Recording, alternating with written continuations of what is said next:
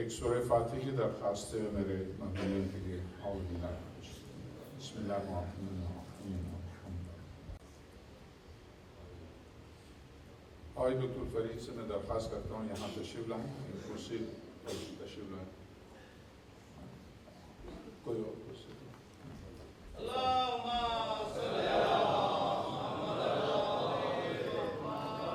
برائے خوشنودی امام زمانہ بلند تر صلوات. اللہم صلی علی محمد وآل محمد. اعوذ باللہ من الشیطان اللعین الرجیم. بسم اللہ الرحمن الرحیم. الحمد للہ رب العالمین باری الخلائق اجمعین باعث الانبیاء والمرسلین والصلاة والسلام على اشرف الاولین والآخرین خاتم النبیین حبیبنا وحبیب الہ رب العالمین ابی القاسم محمد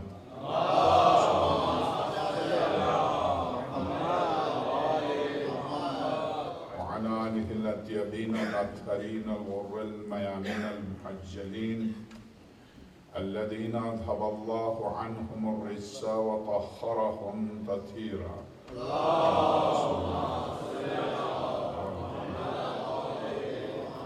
واللعنة الدائمة على أعدائهم أجمعين من أول يوم ظلمهم إلى لقاء يوم الدين.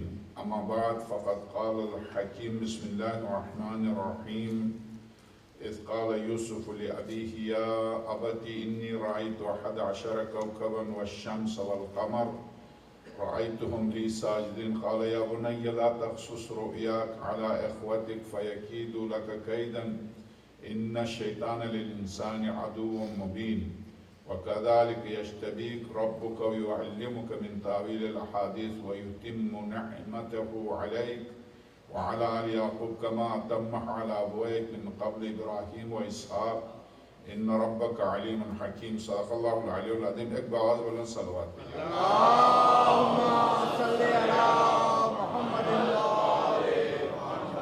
میں کوشش یہ ہوگی جیسا کہ ہمارے محترم و معزز مہمان شاہد نے پوری محنت کی, میں بہت ہی مشکور ہوں ان کا, اتنی دور سے تشریف لاتے ہیں, بڑے خلوص سے اس دروازے کی خدمت کرتے ہیں. اور اسی طرح سے ہمارے ہر دل عزیز ابو ذر, میری بھی کوشش یہ ہوگی کہ امامت کے اوپر بالکل بھی مختصر سے ہی مگر ایک منفرد گفتگو ہو جو قرآن کریم کے حوالے سے. حضرت امام موسیٰ کاظم سلام اللہ علیہ ائمہ علیہ السلام وہ امام ہیں جو 14 سال جیل میں رہے. 14 سال جیل میں رہے. اس جیل کی زندگی میں 4 آپ نے حکمران دیکھے, منصور, ہادی, مہدی, ہارون. ان 4 بنو عباس کے ظالم و ستمگروں کے ظلم و ستم کے جیل میں اپنی زندگی بسر کی. تو میں نے شہزادی زینب سلام اللہ علیہا پر گفتگو میں عرض کیا تھا کہ یہ ذوات مقدسہ بے بس نہیں ہے. بے بسی کا نام ولایت نہیں ہے. بے بسی کا نام پروردگار عالم کی نمائندگی نہیں ہے. وہ قادر مطلق کسی کو اپنا نمائندہ بنائے اور قدرت نہ دے, یہ کیسے ممکن ہے؟ اور پھر بے بس سے امتحان کی کیا معنی؟ بے بس سے امتحان خدا جب امتحان لیتا مال کے ذریعے تو ارشاد ہوتا ہے وَأَنفِقُوا مِمَّا رَزَقْنَاكُمْ, تم میری راہ میں مال دو جو ہم نے دیا. مال دینے کے بعد مال سے امتحان لیتا ہے, اولاد دینے کے بعد اولاد سے امتحان لیتا ہے. قدرت دینے کے بعد ایک قدرت یزیدیت و فرعونیت و نمرودیت و صدامیت ہے. ایک قدرت علی, فاطمہ, حسن, حسین, علی ابن الحسین, 2 قدرتیں ہیں. دونوں کو خدا کہہ رہا کہ میں نے دیا. ایک قدرت کس معنی میں استعمال کر رہا, دوسرا قدرت کس معنی میں استعمال کر رہا. وہ قدرت اپنی ذات اپنے تمام تر خواہشات کی تکمیل کے لیے استعمال کر رہا ہے، یہ قدرت صرف قادر کی خواہش پر قدرت کو استعمال کر رہے ہیں، صرف قادر مطلق کی خواہش پر اس کی قدرت کو استعمال کر رہے ہیں۔ ان کی قدرت محدود ہے، ان کی قدرت لامحدود ہے۔ ان کی قدرت کے سامنے ان کی قدرت بے بس ہے۔ مگر جس طرح سے امام نے 14 سال زندگی جیل میں گزاری، کیا واقعاً بے بس تھے؟ میں ایک واقعہ عرض کرتا ہوں، میرے سامنے شیخ عباس سمی کی کتاب منتہی الاعمال ہے، اس کا اردو میں ترجمہ ملتا ہے احسن المخال کے نام سے۔ حضرت کے ساتھ ایک اور شخص کو جو حضرت کے اصحاب میں سے تھا، مخلص تھا، ان کو بھی گرفتار کر کے لے گئے تھے۔ حضرت کے ساتھ اسی جیل میں تھا، وہ اسی جیل میں تھا بغداد میں۔ بہت تڑپا، بہت بے چین ہوا، تو حضرت سے اس کی بے چینی نہیں دیکھی گئی۔ حضرت نے فرمایا تو بہت بے چین ہے، جیل سے رہا ہونا چاہتا۔ کہا ہاں مولا، آنکھ بند کر دے، آنکھ بند کر لی، کھول لے، کھولا تو حضرت بھی مدینے میں، وہ بھی مدینے میں۔ اب تجھے کوئی پریشانی تو نہیں ہے؟ نہیں، کوئی پریشانی نہیں ہے مولا، مگر مجھے پکڑنے کوئی نہیں پکڑے گا۔ ولایت نے اب تجھ پر پردہ ڈالا، تجھے کوئی نہیں پکڑ سکتا۔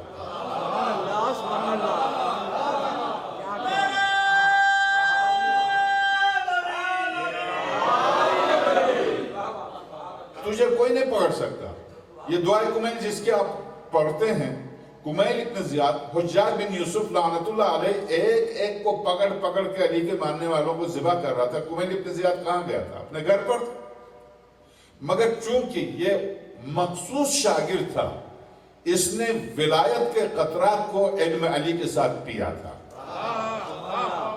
دعا سب پڑھتے تھے، یہ بھی پڑھتا تھا، مگر اس دعا کی وجہ سے یہ ان کے گھر جاتے تھے، یہ نظر ہی نہیں آتا تھا۔ ولایت کا مسئلہ بہت عجیب ہے، اس لیے عجیب ہے کہ ولایت کسی بے بسی کا نام نہیں ہے۔ یہ عنوان ہے میری گفتگو کا۔ امام موسیٰ کاظم سلام اللہ علیہ جو اپنے ساتھی کو ایک آن واحد میں مدینہ پہنچا، خود بھی پہنچے، اس کے بعد حضرت غائب ہوں تو حضرت زندان میں۔ ایک اور واقعہ آپ کی خدمت میں، امام التقی سلام اللہ علیہ نے، امام التقی سلام اللہ علیہ ایک شام میں راس الحسین کے نیچے ایک شخص جہاں سر اقدس سید الشہداء رکھا گیا تھا، ایک شامی امام محمد تقی سلام اللہ علیہ کے زمانے میں، بنو عباس کے دور، ایک شامی راس الحسین میں عبادت کرتا تھا۔ اس واقعے کو مجلسی نے، شیخ عباس سمی نے، شیخ صدوق نے، کلیلی نے، شیخ مفید نے، سید مرتضیٰ نے، سب نے اس واقعے کو دیا۔ وہ عبادت کرتا تھا شام میں، حضرت آقا عبداللہ حسین کے سر اقدس جہاں رکھا گیا تھا، وہاں عبادت کرتا تھا۔ ایک دن اس نے دیکھا ایک شخصیت کو، ایک ہستی کو، آئے اور کہا کہ تم بہت اچھی عبادت کرتے ہو، آج میں تمہیں زیارتیں کرانا چاہتا ہوں۔ تو وہ نہیں جانتا تھا، اس نے کہا آپ کہاں کی زیارت کرائیں گے مجھے؟ فرمایا آنکھ بند کرو، آنکھ بند، کھولو، کھولا، نہ چلنا نہ پھرنا، حرکت و سکون میں ٹھیک ہے، 7600 مائل پر سیکنڈ برٹش اور فرانس کے کمپیوٹر نے نوٹ کیا ہے اڑن تشتری کی رفتار کو، وہ حرکت کی رفتار ہے۔ یہاں حرکت بھی نہیں ہے، یہاں حرکت نہیں ہے، یہاں سکون ہے، یہاں شخص حرکت نہیں کر رہا، زمین حرکت میں۔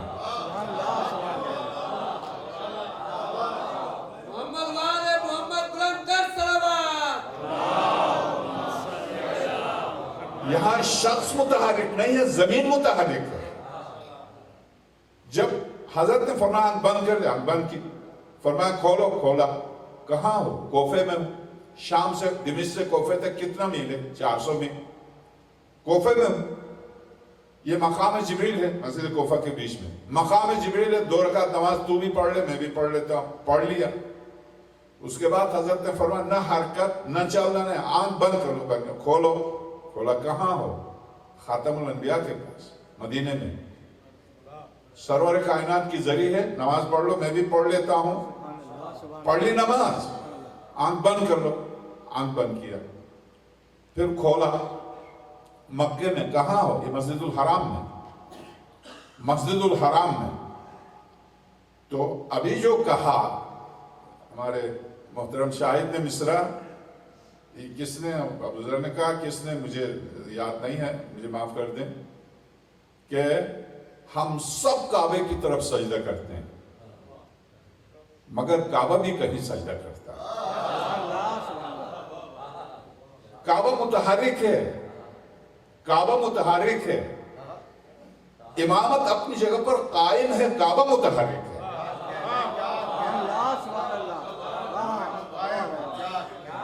मस्जिदुल हराम के दरवाजे पर है, नमाज पढ़ ली, नमाज पढ़ने के बाद हजरत फरमाया बंद कर, बंद की, खोलो, खोला, कहाँ हो? शाम में। इसके बाद हजरत गायब हुए। दूसरे साल इसने पूरी कोशिश की कि अब ये कौन था, कैसे हुआ, ख्वाब था, बेदारी थी, ये क्या हुआ मेरे साथ। दूसरे साल ठीक उसी दिन, उसी घड़ी वो हस्ती आ गई, आंख बंद कर लो, बंद किया, खोलो, कोफे में, मदीने में, मक्के में। जब वापस शाम पहुंचे तो अब आंख बंद करने से पहले कहता, मैं कदमों पर गिरा, तुझे उस जात मुकद्दस का वास्ते देता हूं जिसने इस कुदरत से नवाजा, तुम कौन हो? कहा, मैं मोहम्मद इब्न अली इब्न मूसा इब्न जाफर इब्न मोहम्मद इब्न अली इब्न हुसैन इब्न अली हूं। मोहम्मद वाले मोहम्मद, बुलंदतर सलावत। मैं मोहम्मद तकी हूं। उसके बाद हजरत गायब हुए। इसने इस मौजिज़े को आम कर दिया। इस मौजिज़े को जब आम कर दिया तो बनु अब्बास के गवर्नर्स को गिरफ्तार कर लिया, गिरफ्तार कर लिया। गिरफ्तार करके शाम से उसको सामरा लेके गए, क्योंकि उसके दौर में सामरा में इनका दारुस सल्तनत था। सामरा लेके इस पर इल्जाम क्या लगाया? इस पर इल्जाम ये लगाया कि इसने नबूवत का दावा किया। तो एक बनु अब्बास के मुकर्रबीन में से एक ने सुना कि कोई शख्स लाया गया है जिस नबूवत का दावा करा, तो उसने इजाजत दी कि मैं जाकर मुलाकात करूंगा। कर लो। गया मुलाकात के लिए, तो उसके पास बैठ के कहा, तूने नबूवत का दावा किया? और रोने लगा, मैं कैसे नबूवत का दावा करूंगा, मैंने तो ऐसा नहीं किया। तो ये लोग झूठ बोलते हैं। एक हस्ती ने मेरे साथ ये किया, मैंने उनका ये मौजज़ा बयान किया, तो मुझ पर इल्जाम लगाया। मैं नबूवत का दावा करके यहां क्यों बंद हूं? तो उसे रहम आया। उसने कहा, अगर तुम चाहो तो मैं सिफारिश लिख दूं, शाम में जो इनका गवर्नर है उसको, मेरा दोस्त है, कहा लिख दो। लिख दिया। गवर्नर ने, बनु अब्बास के गवर्नर ने जवाब में लिखा, उससे कह दो जिसने 1 सेकंड के अंदर कोफा, मदीना और मक्का ले जाकर सैर करा के वापस शाम पहुंचाया, उसी को पुकारे ना, हमसे क्यों? क्या कहना है, सुभान अल्लाह, सुभान अल्लाह। उसने ये जवाब लिखा। तो जो दोस्त था उसे बहुत अफसोस हुआ। उसने कहा, मैंने जिंदगी भर, इसीलिए मौला कायनात यहाँ जुमले मुतरज़े अर्ज करूं कि हुकूमत और इक़्तिदार और इख्तियार मिलने के बाद आपके बचपने का दोस्त अपनी दोस्ती का 10वां हिस्सा भी बरकरार रखता है, तो समझ लो वो वफादार दोस्त है। तो चूंकि हुकूमत पर मिलने के बाद फिर कोई दोस्ती और रिश्ता होता नहीं, वहां सिर्फ रिश्वत चलती है। तो उसने जाके कहा, मैं माजरत खा हूं। उसने बहुत तल्ख जवाब दिया, मैं उससे नाराज हूं। तो इसने कहा, कोई बात नहीं। उसने बहुत अच्छी बात कही, बहुत अच्छी बात की, तो मेरे जहन में नहीं आई थी, ये तो बहुत अच्छा हुआ।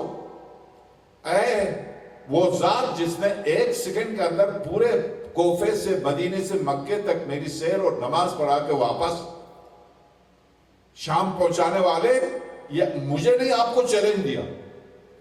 उसके बाद ये जेल से गायब हो गए। जेल से जब गायब हुए तो दूसरे दिन वो आया देखने के लिए, पता चला वो जेल में है नहीं।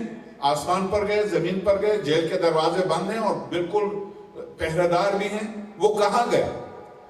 जिसने खत लिखा था वो समझ गया कि विलायत को जब चैलेंज दिया जाता है, क्या कहना, सुभान अल्लाह, सुभान फिर दर नहीं रहता, दीवार नहीं रहता। अल्लाह, सुभान अल्लाह।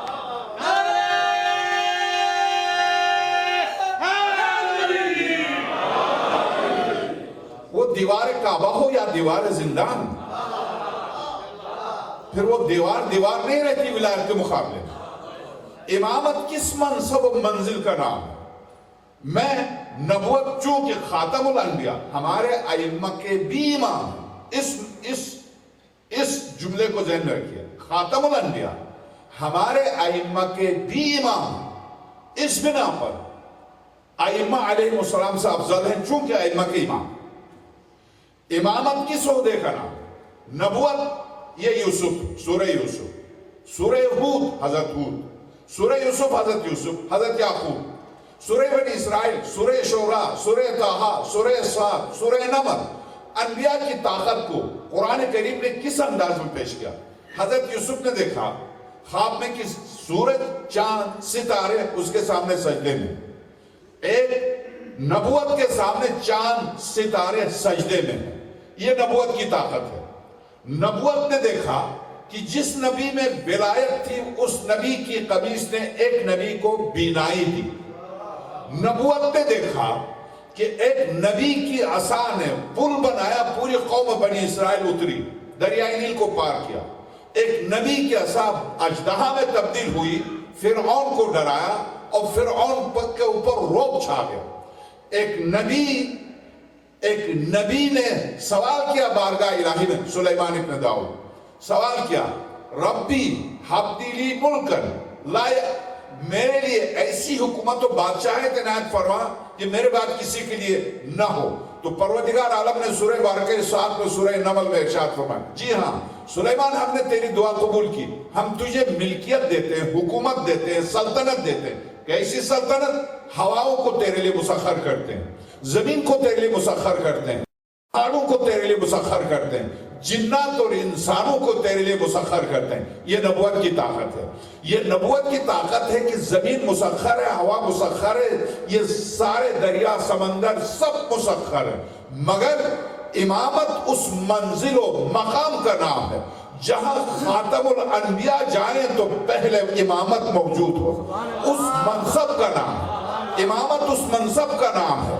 فدنا فتدلّا فکان قاب قوسین او ادنا، سورہ نجم، قریب گئے اور قریب گئے اور قریب گئے۔ کس کے قریب گئے؟ سورہ قاف کہتا ہے وَهُوَ أَقْرَبُ إِلَيْكُم مِّنْ حَبْلِ الْوَرِيدِ، خدا تمہاری شاہ رگ حیات سے زیادہ قریب ہے، تو شاہ رگ حیات سے جو قریب ہے اس قربت کو چھوڑ کر کہاں اوپر چلے گئے؟ وہاں کس کے قریب گئے؟ کس کے قریب گئے؟ اور قریب گئے۔ اور خدا اور بندے کے درمیان پردہ نہیں ہے، وہ پس پردہ اور خدا اور رسول کے درمیان دو کمانوں کا فاصلہ، یہ دو کمانوں کا فاصلہ بتا رہا ہے۔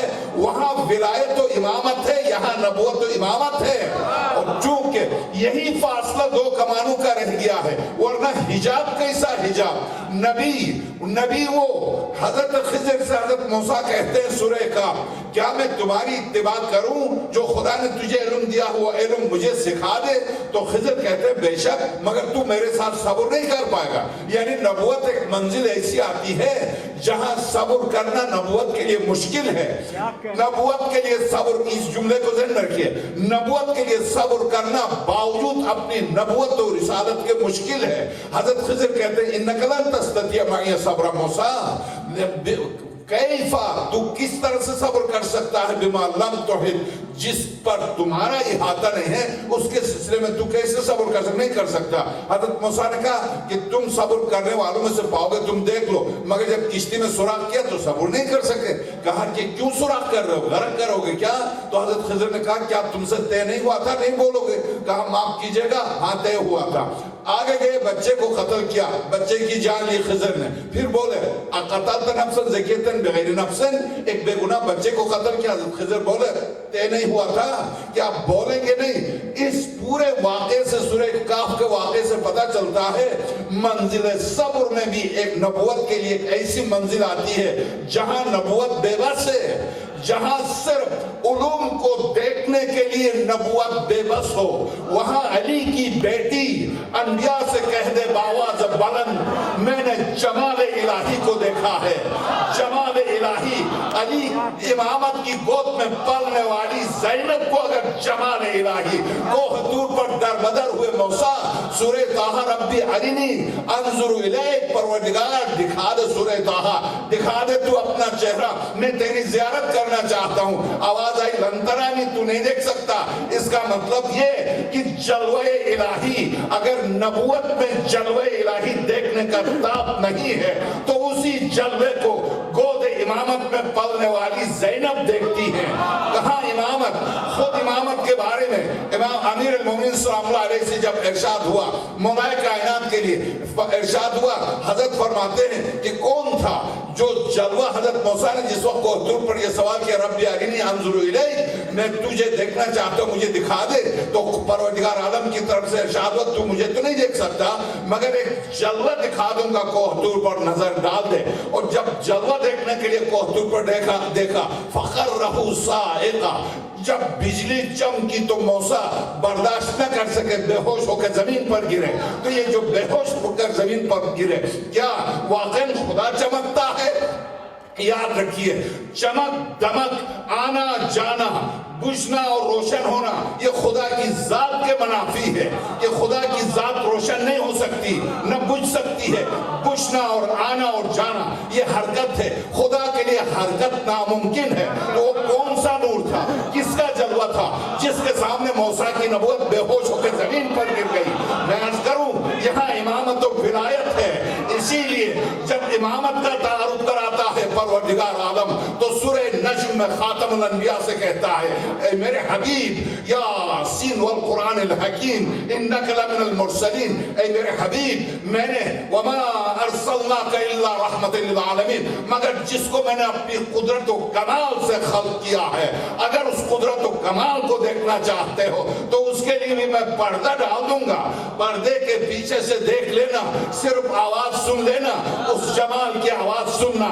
تو اب امیر المومنین سلام اللہ علیہ فرماتے ہیں فوالذی بیدہ نفسی، اس ذات کی قسم جس کے قبضے قدرت پہ علی کی جان ہے، کوہتور پر جو چمکا تھا وہ کیا تھا، وہ کس کا نور تھا؟ تو حضرت نے فرمایا اذا امات الناس الصلاة واضاعوا الامانة واستحلوا الكذب واكلوا الربا واخذوا الرشا وشيدوا البنيان وباعوا الدين بالدنيا واستعملوا الصفاء وشاوروا النساء وقطعوا الارحام واتبعوا الاهواء واستخفوا بالدماء وكان الحلم ضعفا والظلم فخرا وكانت الامراء فجرا والوزراء ظلما والعرفاء خوانا والقراء فسقا وظهرت شهادات الزور واستعلن الفجور وقول الاثم والبهتان وحليت المصائب وزخرفت المساجد وطولت المنائر واكرم الاشرار وازدحمت الصفوف واختلفت الاهواء ونقضت الوقود واقترب الموعود وشارك النساء وازواجهن في التجاره حرصا على الدنيا وعدت اصوات الفساق واستمع منهم وتشبه النساء بالرجال والرجال بالنساء وتفقهوا لغير الدين فاذا وقعت هذه الواقعه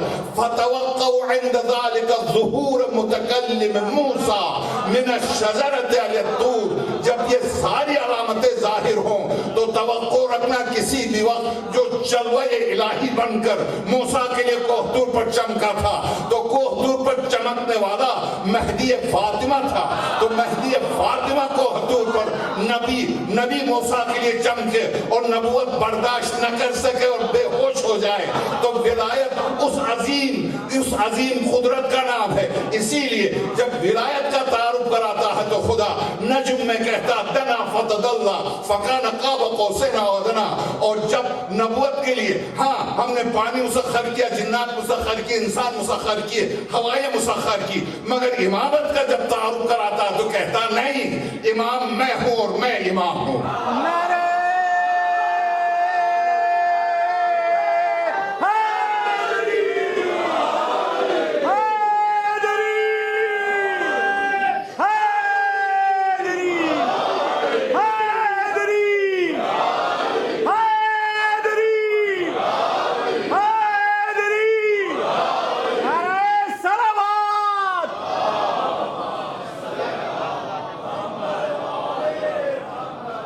نبوت کے لیے چونٹی نے گفتگو کی، نبوت نے چونٹی کی گفتگو سنی۔ نبوت کے لیے حیوانات نے گفتگو کی، گفتگو سن لی، مگر جب امامت و ولایت کی عظمت پر قرآن آتا سورہ قمر کی آخری آیت مقعد صدق عند ملک مقتدر، یہ جو میری طرح ہے جن میں صفات کمال و جلال الہی ہے، جنہیں میں نے اپنی عزت و جمال و قدرت و علم سے خلق کیا ہے، ان کا خاک و بشریت سے کوئی واسطہ نہیں ہے۔ جب میرے جمال و جلال کو عالم بشریت میں دیکھو تو دیکھو بشریت کی صورت میں بھی، ورنہ اگر میری صفات کے مجموعے کو کرسی کی کیا ضرورت؟ وسیع کرسی السماوات والارض، یہ جو زمین و آسمان کو گھیرے ہوئے اس کی کرسی، یہ کرسی اس نے کس کے لیے بنائی ہے؟ اپنی ذات کے لیے۔ بہت بلند ہے وہ کہ کرسی پر بیٹھ جائے، بہت بلند ہے وہ ذات کی کرسی پر بیٹھ جائے۔ کوئی بلند ہستی تھی کہ اس کے آنے سے پہلے گھر بھی بنا لیا۔ ان اول بیت وضع للناس للذی ببکۃ مبارک، اس کے آنے سے پہلے کرسی بھی بنا لی، اور نہ صرف کرسی، کہا مقعد صدق عند ملیک مقتدر۔ سورہ قمر کی آخری آیت ولایت و امامت کے لیے نبوت کی طرح کرسیاں نہیں ہیں، بلکہ میں نے ذات وحدہ لا شریک نے صداقت کی کرسی اپنی ذات کے پاس رکھ لی ہے۔ آجا اے امامت کی منزل پر بیٹھنے والے، آجا بارگاہ توحید پہ اس صداقت کی کرسی پر بیٹھ جا، تو امامت و ولایت کی منزل، مقام امامت اس قدر بلند کہ امام مولا کائنات فرماتے ہیں، سرور کائنات نے کیا فرمایا؟ فوالذی بیدہ نفسی، علی اس ذات کی قسم، اگر مجھے یہ شبہ نہ ہوتا یہ قوم وہی کہے گی جو نصارہ نے عیسیٰ کے لیے کہا، تو میں تیرے وہ فضائل بیان کرتا، تجھے چھوڑ کر تیری جوتیوں کے خاک کو اٹھا کر سرما بناتی۔ تو اس کے معنی یہ ہوئے کہ علی کے فضائل میں خود سرور کائنات نے بھی تقیے سے کام لیا۔ اگر فضائل بیان کرتے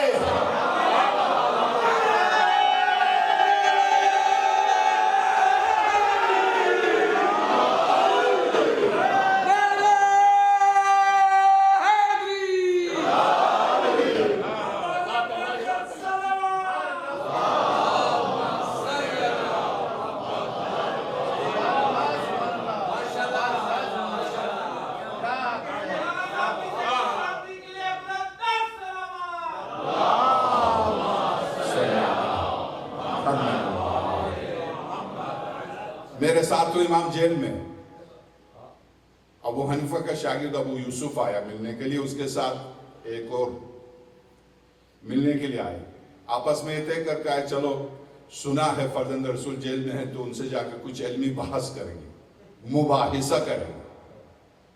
آگئے، اتفاق سے جب وہ آگئے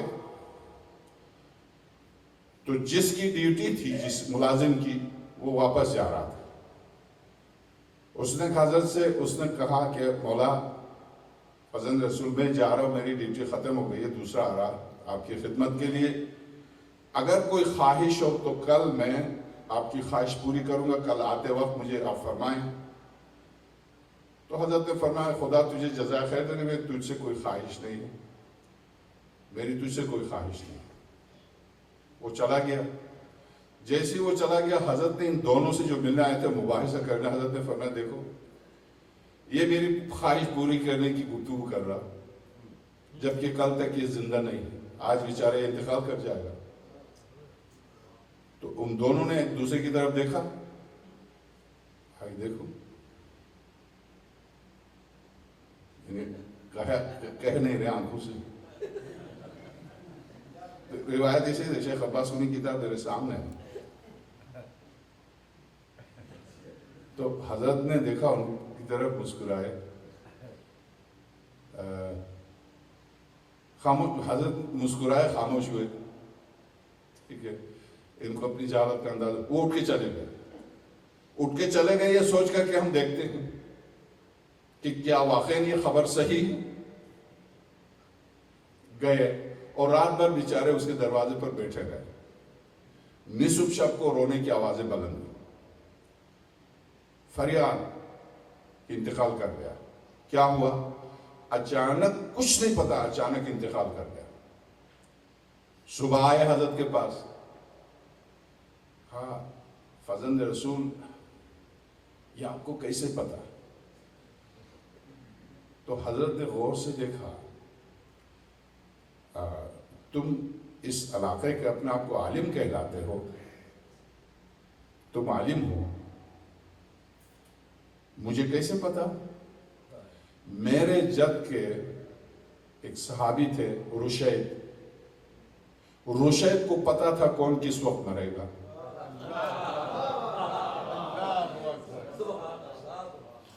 یہ امام ہفتم نے فرمایا رشید کو پتا تھا کہ کون کس وقت مرے گا. امام دہم سے خاقان جو متوکل کا وزیر تھا اس نے کہا آپ کے شیعوں کا عقیدہ ہے کہ دجلے کے جتنا وزن ہے آپ جانتے ہیں؟ تو امام دہم نے فرمایا تو عجیب آدمی ہے، اس وزن کو تو رشید جانتا تھا. میں آپ سے عرض کروں رشید، کمیل، سعسا، اسبق، مالک اشتر ایک طرف رکھ دیں، ہم نہیں جانتے، ہم نے نہیں دیکھا، پڑھا.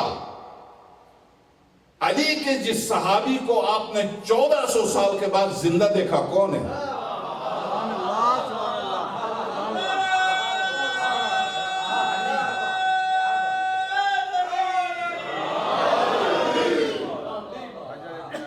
حجر بن عدی.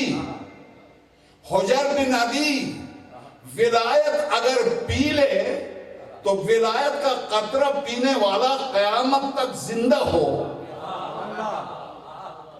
ولایت کی دامن میں تربیت لینے والا قیامت تک زندہ ہو. یہ تو اب تو اس کو چھپا نہیں سکتے. ان کی بدقسمتی تھی جو قبر کھول کے نکالا اس کو.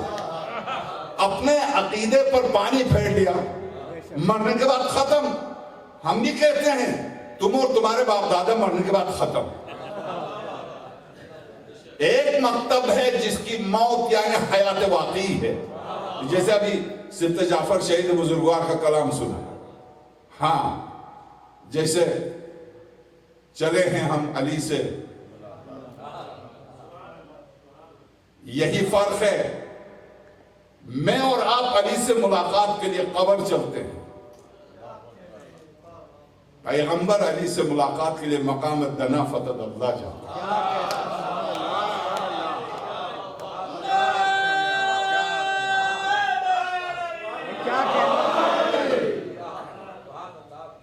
میں اور آپ علی سے ملنے کے لیے جان کندنی کا انتظار کرتے ہیں، مگر جب دیوار کعبہ سے ولی اللہ کی آواز آتی ہے تو نبوت چلی چلی آ رہی ہے علی سے ملنے کے لیے.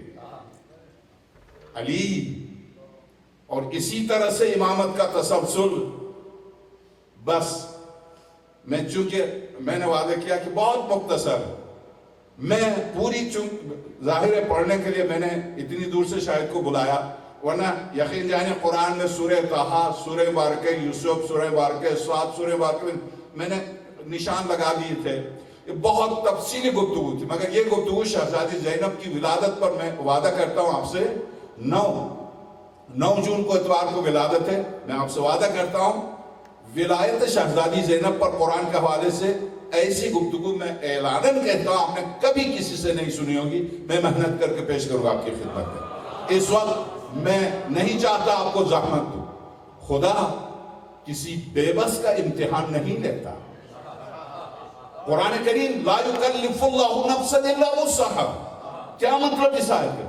خدا کسی نفس کو اتنی تکلیف دیتا نہیں ہے جو اس کی قدرت میں نہ ہو. اس آیت کی کیا معنی ہے؟ پہلے قدرت دیتا، جس کو جتنی قدرت دیتا اسی قدرت کے مطابق اس سے امتحان لیتا. اسی قدرت کے مطابق امتحان لیتا. جس کو جتنی قدرت دیتا، اس جملے کو، جس کو جتنی قدرت دیتا اسی قدرت کے مطابق امتحان لیتا. کسی بے بس سے امتحان لے وہ عادل ہے، وہ حکیم ہے. ایسا نہیں کرتا. کہاں سے چلے تھے؟ عالم انوار سے، کائنات کی ہدایت کے لیے. انوار الہی زمین کو روشن کرنے کے لیے چلے تھے، نہ کہ زمین پر تڑپنے کے لیے.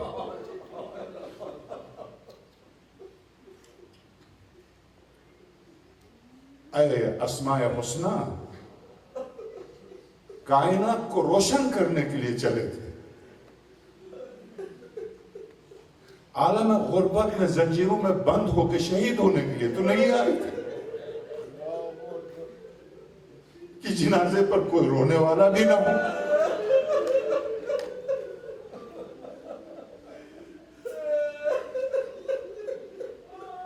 اے ولی آدم الہی،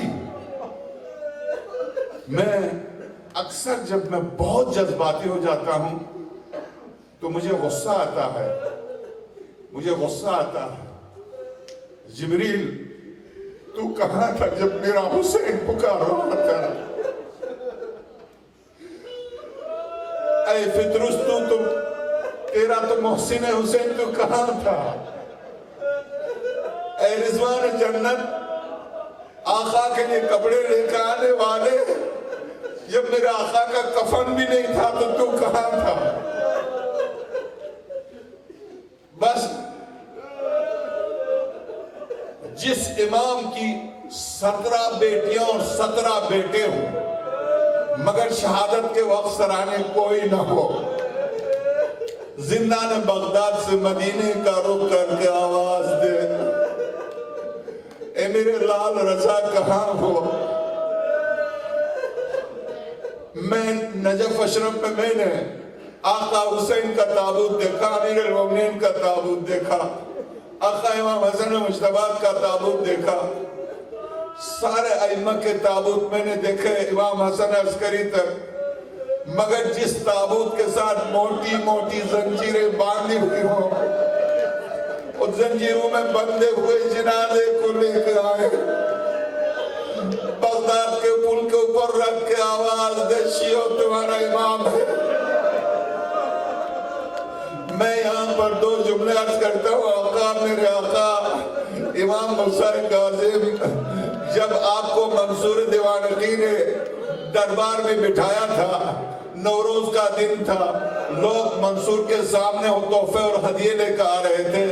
امام موسیٰ کاظم سلام اللہ علیہ نے دیکھا جب سب صبح سے لے کے شام تک تحفے لے کر آئے، امام نے فرمایا منصور سے جا کے کہہ دو جو آنے والے تھے اب رات ہو گئی ہے، بس اب آئے ہیں، یہ تحفے کیا کرنے ہیں؟ تو منصور نے کہا فرزند رسول یہ سارے تحفے میری طرف سے آپ کے لیے۔ تو دیکھا جب رات ہو گئی تھی، اندھیرا ہو گیا تھا، ایک بڈھا ضعیف العمر ہاتھ ناسا لیے ہوا آیا، اس نے دربان کو بھیجا، دربان کو بلا کے بھیجا، کہہ دو فرزند رسول خدا سے جب میں نے سنا منصور نہیں ہے ہدیے لینے کے لیے، فرزند رسول خدا ہے، تو میری ہمت ہوئی۔ میں غریب تھا، مسکین تھا، میرے گھر میں کچھ بھی نہیں تھا، میں یہ سوچ رہا تھا سب منصور بادشاہ کو تحفے لے کے جا رہے ہیں، میں کیا لے کے جاؤں؟ مگر جب مجھے پتا چلا کہ ہدیے اور تحفے موسیٰ کاظم قبول کر رہے ہیں، منصور نہیں ہے، تو میرے پاس کوئی تحفہ نہیں تھا۔ جا کے موسیٰ اپنے جعفر سے کہہ دو میرے دادا نے آپ کے مظلوم جد کے لیے 2 مرثیے کے بند کہے تھے، وہ میں تحفے کے طور پر لے کے آیا ہوں، مولا اگر آپ قبول کر لیں۔ تو امام حسین کاظم فرماتے ہیں مجھے قبول ہے، لے کے آ جا۔ تو جب وہ کانپتے ہوئے ہاتھوں کے ساتھ امام حسین کاظم کی بارگاہ میں پہنچا تو حضرت نے فرمایا دونوں مصرے پڑھ کے سنا دو۔ جب اس نے پڑھ کے سنایا تو ایک مصرع یہ تھا، یا علی کائنات کی مدد کرنے والے، جب بیٹی زینب پکار رہی تھی بابا تو آپ کیوں نہیں آئے زینب کی مدد کے لیے؟ جس وقت زینب آواز دیتی بابا میری چادر بابا، اس وقت یا علی کہاں تھے؟ تو امام حسین کاظم جب اس مصرے کو سنا زمین پر گر گئے، کہا اے شخص تو نے جو مصرع کہا ہے اس کے بدلے یہ سارے تحفے تو اٹھا کے لے جا۔ اس کے بعد حضرت فرماتے یہ ہدیہ بہت کم ہے، تیرے دادا نے جو مصرع کہا میرے مظلوم جد حسین کے لیے۔ اب بس میں 2 جملے عرض کرتا ہوں، امام حسین کاظم درست ہے کہ جب زنجیروں میں لپٹا ہوا جنازہ آیا تو شیعوں نے جنازے کو اٹھایا، مقبرہ قریش پر لے کے گئے۔ اب دفنانے کا وقت آیا تو انہیں پتا تھا کہ دفناتے وقت امام کو امام ہی دفناتا ہے، منتظر رہے۔ ایک مرتبہ باعجاز امامت مدینے سے میرے 8ویں امام آئے اور بابا کی نماز پڑھا دی، بابا کا جنازہ قبر میں رکھا، اس کے بعد جنازے کو رکھ کے کربلا کا رخ کیا، کہا اے میرے مظلوم جد میں نے تو بابا کو دفنا دیا مگر زین العابدین آپ کو دفنا نہیں سکے تھے۔